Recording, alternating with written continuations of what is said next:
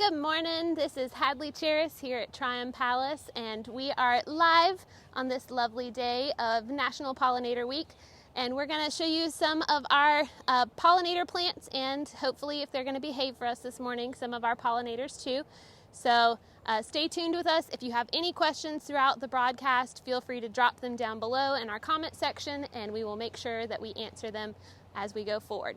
Also, a shameless plug, because I have to. If you have not already seen that we are doing a members-only plant sale on our Facebook right now, please keep that in mind. We have a lot of things that are pollinator plant specific, and we're making a big deal to actually name them. So if you're specifically gardening for honeybees or butterflies or whoever, you can actually learn which plants in particular will help you best garden for them.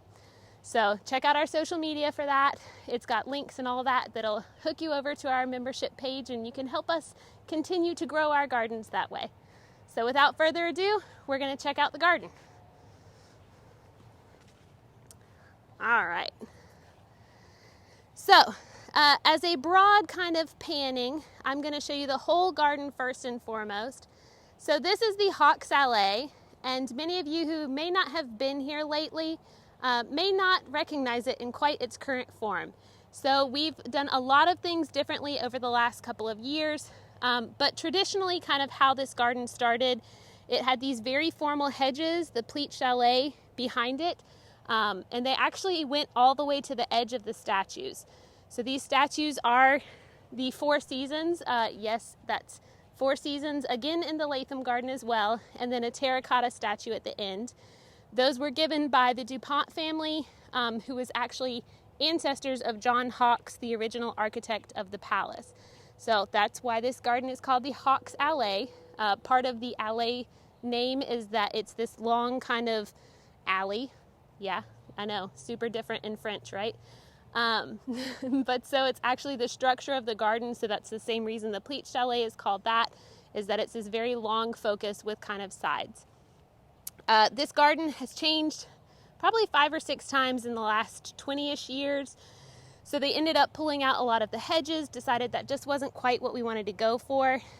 They were actually intruding upon the statues, and we were having issues with debris and that sort of thing. So we went to arborvitae or thusias.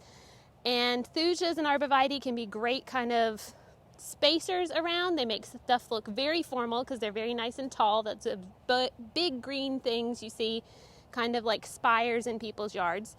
But if you live down here in eastern North Carolina, you may be familiar with the nasty little things called bagworms. So bagworms, which are bad, actually hang off of plants. They look like little pine cones, except in a very disgusting fashion. They actually move if you touch them. And so it's actually a caterpillar inside that's eating the plant leaves and creating the worm or kind of pine coney surface around itself as a cocoon. Unfortunately, anytime we're dealing with pollinators and yucky bugs, pollinators are also bugs generally. And so anything that's going to kill a bug probably has some level of risk to pollinators. So all of the chemicals you can use to get rid of bagworms are the same ones that are going to be fairly toxic to pollinators as well.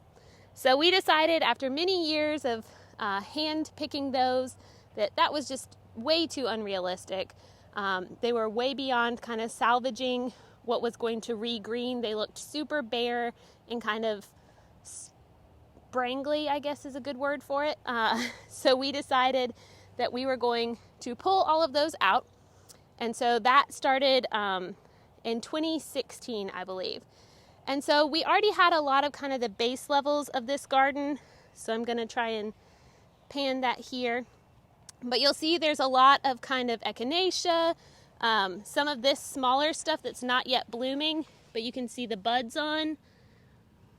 Those are Rudbeckia or black-eyed Susans. So we had a lot of that sort of stuff in the gardens already. And what we really wanted to do, and particularly I will say this was a Hadley hard push, is to kind of take this very formal statuary garden and change it into a pollinator garden. So we had the bones of it, which makes life a lot easier. Both Echinacea, purple coneflower, and Rudbeckia, black-eyed Susans, are great kind of spreaders over time. You can kind of see that as we look across the garden, that we've got a lot of those kind of self-spreading. And keep in mind, none of the black-eyed Susans are really blooming yet. So they'll bloom later in the fall. But for us, that meant that we had most of the base levels of what we were looking for. So we started adding in, this garden over the last couple of years has had an additional probably 25 pounds worth of pollinator seed added straight into the garden. We've had really, really good luck with some of those seed mixes. I will say anytime you're picking seed mixes, especially for pollinators, really try to buy it from a seed producer you trust. You can get seed mixes from big box stores, but spoiler alert, most of those actually have a ton of just inert material. So either sand or kind of clay bits or soil, or even sometimes just like stray fertilizer or mulch. And so you're not actually paying to get very much seed. So yes, it's $5, but you're maybe getting, a 10-pound bag that's maybe a half to a quarter pound of seed. So we tend to buy straight seed, and then we actually mix it in ourselves with sand and things like that if we're trying to broadcast. There are some things that are a little more finicky that we will actually grow out ourselves from nothing. And there are some things that we will actually use as we can in the gardens as kind of shrub style. So one of those things that we're going to kind of look at back here, one of my very most favorite plants in the whole wide world. I joke that you can tell if I have lived at a house because there's going to be one of these in the front yard. But this is a vitex or a chaste tree. They're super, super great pollinator plants. They attract butterflies, bees, both native and honeybees. They'll actually attract beetles as well. And so we have really, really great luck with them. They're a really nice shaped plant, as you can kind of tell. This is a shorter cultivar, so it only gets to be about 6 feet. But you can see that kind of vase shape more towards the bottom makes it a little easier for some more compact yards and gives us some good structural support. I also use mine as kind of an all seasons plant because it is deciduous. So I actually put holiday lights on mine in the winter seasons and get a little extra out of it then. It does have multiple shades of bloom color. This one is Blue Diddley, I believe, which is one of the newer, shorter cultivars. But there are purple ones, a little more purple than this, pink ones, and there's actually a couple new white ones. So a really, really fantastic, if you're only going to plant one tree in your yard, I would highly recommend this. I will also say I just moved into a neighborhood that has some severe deer pressure, which I have not had to live with lately. And this seems to be one of the only things that they have not messed with that I have newly planted into the yard. And it's not because it's behind the fence, it's out in the very front of the yard. So that's another really great thing about these vitex, is that they can handle scalding hot sun. So if you get them established for a couple of weeks, I've actually got mine at both of the houses we've lived in were in full southern exposure, no shade, no other trees to protect them. So they handle it really, really well. They'll bloom nicely. They handle a lot of really junky soil. So really sandy, really clayey, really just all around perfect plants for a garden, especially if you're looking for something a little larger to give you some of that shrub context. So as we go back down a little further, you can see we've got a lot of different plants throughout the garden. So even just in this one little section around our native bee house, we've got purple coneflower. These tall things here are different species of lilies. So the ones with the little black seed pods are tiger lilies, and the taller form that look kind of like frilly-headed ones, not sure what happened. Hold up. The frilly-headed ones are actually Formosa lilies. So a really good one to kind of check out for that sort of thing. So one of the big things that you want to look at, and you can kind of tell from our garden right now what we're aiming to do. It's a little different than what you may be used to, but we've got a lot of spots in our garden that are not actually blooming. And so this is really, really important in a pollinator garden and kind of against our typical mindset, but you want to make sure, really sure for a pollinator garden that you have things that bloom at different times of the year. So this garden's already gone through most of its spring blooms. This is kind of our summer season, I guess our early summer season really, because we have a lot of things that are still waiting to pop. But you want to make sure that you've got food for all year round when you're looking at something like this. So we actually very intentionally plant so that we're going to have things blooming at different times of year. So think about this as you can love pizza all day long, but if pizza is only going to show up at your house once a week, you're going to go somewhere else for food. So same thing with pollinators. If you want to have a lot of pollinators in your yard, then you need to be the buffet all week long, not just on Sundays. This is really critical too with kind of different floral sources. So this is something that we look at a lot. And let me see if I can capture. I see a little bee here, a little beetle, digging his little legs in. So there are several different types, and it kind of gives you a clue. You can see the pollen on this daylily as well, and then the pollen difference here on this echinacea. So with flowers like this, and here's one of our honeybees out working. Flowers like this that are a lot more flat are going to be better for bees because they need somewhere to land. You also see, if you look really, really close, I'm not sure if our camera will grab it, but there are ants in there too. So ants are actually great pollinators too. But things like daylilies and azaleas and bigger kind of plants like that are not going to be great for some of our smaller pollinators. So they actually can't reach to the bottom. And so they're not going to really, even if they take pollen from those plants, they're not necessarily pollinating them. So for these deeper kind of flowers like this, that may be a spot where you'd see more butterflies because they have those big wings that are actually going to help pollinate the outside to the inside. And so each plant has kind of a different style based on the pollinators that it wants to attract. You'll see our honeybees are very big fans of these purple cone flowers. And we've even got little butterflies kind of zooming around too. So one really important thing, and this is going to be the perfect example if I can get close. So some of these bigger bees that you see here, these are honeybees. And honeybees are actually not native at all.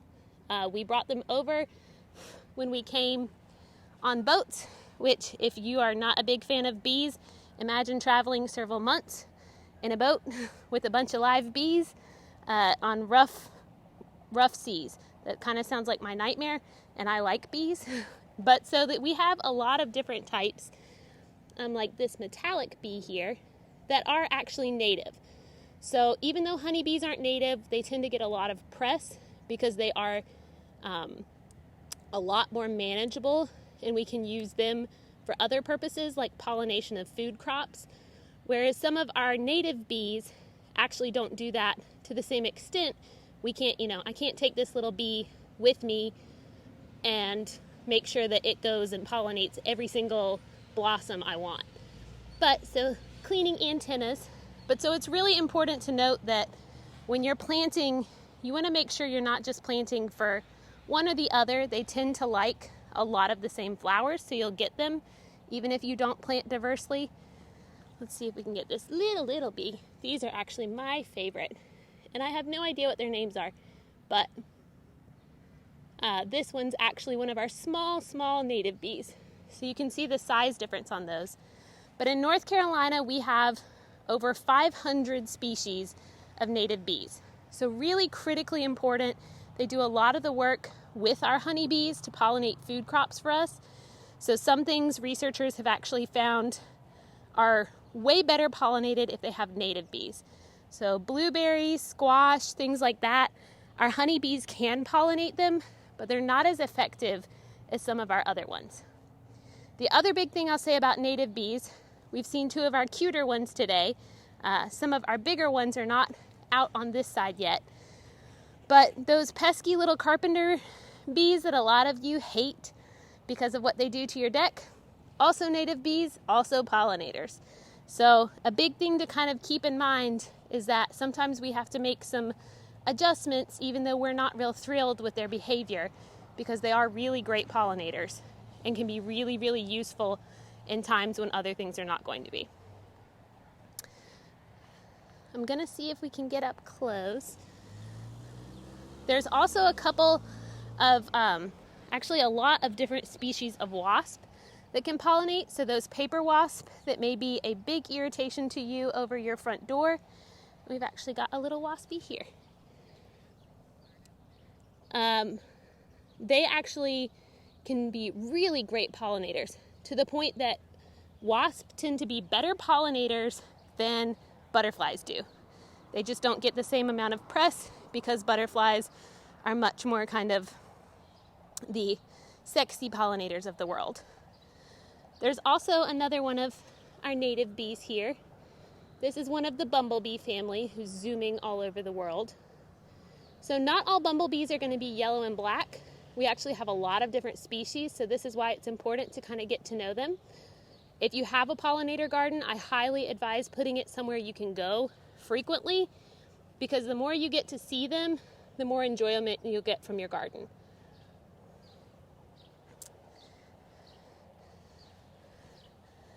The other thing that a lot of people tend to forget is these little creatures here. So these are flies. So you can tell the difference between fly pollinators and bee pollinators because they actually look fairly similar, because flies only have one pair of wings. Bees have two pairs. So if you can see those itsy bitsy wings on either side is a one set pair of wings. There are also a few other things. You can see him sitting on top up there. Dragonflies do tend to get considered in the category of pollinators, but spoiler alert, they actually aren't, and they have pretty guilty habits of eating some of our pollinators.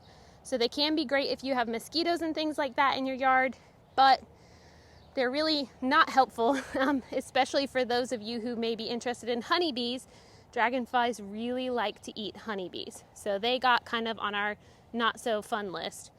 But we try to be really careful about our chemical use across all of our gardens, because if it kills a dragonfly, which is a bug, it will kill a bee or a butterfly, which is also a bug. Above us here, this vine that you see on our fence is actually a coral honeysuckle vine. So this is one of our native species.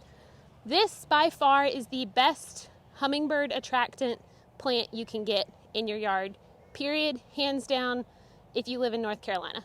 I'm not going to argue for the rest of the country or the world, but if you live in eastern North Carolina, by far the best plant you can get. We really, really, really, really like these. They eat space pretty nicely, but they are a native species of honeysuckle, so we don't suffer from the same problems that we have with some of our wild or Chinese varieties, where they are just kind of insane growers. So you can actually take these back with hedge trimmers if they get in your way. So a pretty easy fix. We did actually have a couple hummingbirds out earlier this morning, but they're too busy to stay and wait for us. So you'll have to find them in your own garden. We have one of our more traditional bumblebee types here. So you can actually see those little things on the back of her legs. Those are her pollen baskets, which is kind of a misnomer. They're not actually like little wicker baskets she carries around. They're sharp little hairs that she has, and so she'll actually pack pollen onto those so that she can carry it back to her colony. So this is something that's really special between bumblebees and honeybees. Most of our other bee species don't carry pollen that way. And this makes them a lot more efficient pollinators because they're really, really packing it on. But it's important to note, you've seen that I'm able to get pretty close to all of our bees out here. One of the big things to note is that when bees and other pollinators, even wasps, are out foraging, they don't have any interest with you. So think of it as if somebody came into your house, tried to rearrange everything, messed with your kids, was trying to take them out the door, you wouldn't be particularly friendly either. But if you're out at a buffet, you're already through your second plate of food, you know, in a good mood, you've gotten all the drinks you wanted, gotten all the food, they had your favorite meal, you're pretty calm and cool and collected. So that's the same thing that's going to happen when pollinators are out eating. They are not interested in messing with you, so you can get up pretty close and careful with them, and they'll actually be very, very calm. You still don't want to mess with them because, like anybody, you don't want to get whacked in the face by a stranger walking up to you. They don't either, so be respectful of their space, but you can get really, really up close and personal with them as well.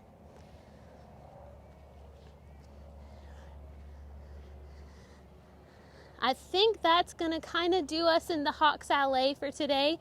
So if you have any questions, I'm going to pass this back to Rob so he can read them to me, and y'all will get to see my very hot, sweaty face right now. The question is, do we have any coral honeysuckle vines in our plant sale right now? We do not right now, but we are still hoping that even in the world of crazy COVID nonsense, we will be able to have our fall plant sale, and we will have those in then. What's eating our echinacea? This has been kind of an ongoing discussion a few of us have been having. We're still not sure if it's just issues this year with older echinacea petals. We've been getting a lot of rain and a lot of really heavy rains. So I'm not sure that it's actually something particularly eating it, because we would have seen that. I think it may just be that the petals are not as kind of sturdy. They haven't had enough time to stay on, and so they're actually getting kind of beat into submission by the rain. So how long does it take to put in new flowers? It takes several years, I'd say, is a realistic process for it. So this garden is in its third year. We've added things to it every year. We continue to add things to any bare spots, but generally you can see results within your first year of planting. So you can either opt to plant in early spring and you'll see results towards the fall, or if you're trying to do a little less hard version of this, a lot of our pollinator plants are actually perennials, so you can plant the seed in the fall once it gets a little cooler. It won't come up necessarily that fall, but the next spring it'll come up, and that way you don't have to divert so much water to them in those first couple of weeks to get them started. But you can generally see it pretty easily in the beginning. Just this garden, I'm gonna ballpark that we've got somewhere around 200 different varieties. We try to really specify that out, like we talked about. You want to make sure that you're having plants that are very different. So I'd say probably 200 varieties, maybe a little more, maybe a little less. You don't have to have that many to have a successful pollinator garden. You can start with as few as like 10 and have a really successful pollinator garden. As far as the plant sale, I think we're up to about 75 to 100 different things. Most of those are going to be perennials or woodies and shrubs. And then we do have a fair amount of more edible crops like herbs, which are actually great for pollinators too, and a few house plants for those of you who may not want to baby things outside in this moment. So most of the plants that you see in here right now are actually what we call tender perennials. So in North Carolina, eastern North Carolina, what that means for us is that when we get probably our second or third hard frost, a lot of these will die back. And so this becomes a much different garden in the winter. So they tend to die back for us somewhere early to late November, and then they start popping back up in February to March. But that's part of why we do use other plants like the vitex tree, some of our roses, some of the things that you'll see at the bottom of the garden we have so that we have more consistent blooms all year round. So it's not as thick in the winter time, but we do have things that bloom all year round. We have seen a decline in honeybees this year. Have you? It's been a weird year for honeybees. I'd say that part of it has been that our weather has been kind of off. I'd say in general, honeybees have not been experiencing super duper problems new this year compared to previous years, but it's been a weird year for them, and so where you may have seen a lot of honeybees in past years may have been actually from swarms, and we've not had as many of the swarms where they actually break off from a colony and go reproduce into a new area. And so when we have less swarms, you tend to see less initially. But I think one of the really important things, and I love honeybees, trust me, my entire house and everything that everyone ever buys me has honeybees on it. But it is really important to note that honeybees are super important, but we have to be careful about our other pollinators, especially our native bees too, because at a kind of global scale, the native bees are doing a lot more work for us than the honeybees ever can. All right, I think that's it for us today, but stay tuned. We will be back this coming Thursday, probably in a different garden to see some more pollinators, hopefully if they're going to behave for us. And check out our members only plant sale. You can see that with our social media page. Thank you for hanging out with us this morning, and stay cool.